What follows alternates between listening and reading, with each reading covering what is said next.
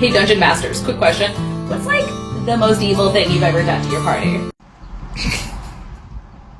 I can't even with that. She's hilarious, by the way. You should go follow her. She's very, very, very funny. She's got a lot of really fun content.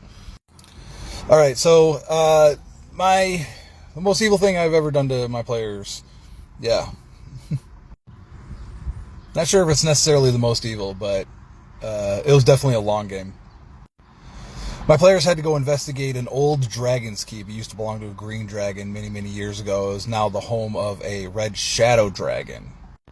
So anyways, they're investigating this keep, and they're checking stuff out, and they get to the top floor, and they see that it's kind of like maybe a sacrificial chamber or something like that. There's a bunch of chains, mounted into the wall, and some of the chains have like hands and arms still attached to them, and they find a wood elf.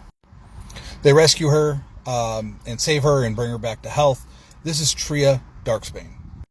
On the surface, Tria was basically the DMPC that I brought in order to kind of help along the new players.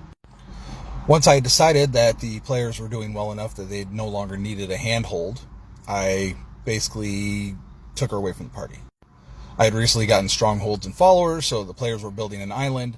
So Tria took over a hunting lodge on the island to help provide food for the populace. She was a very close friend of the party and even became a romance for one of the PCs.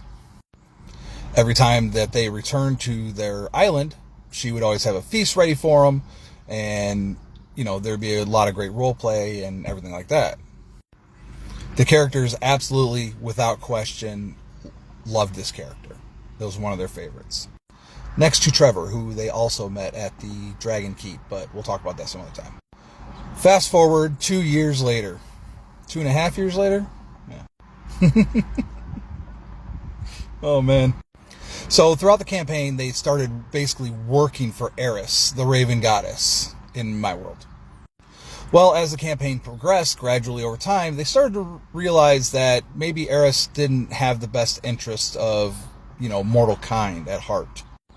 Because, well, Eris was killing gods and claiming domains behind the scenes. She had actually hired the party to help find the boxes, the prison boxes that the old gods were locked in, so that they could release them and then she could kill them. And after 2.5 years of gaming, who was Tria?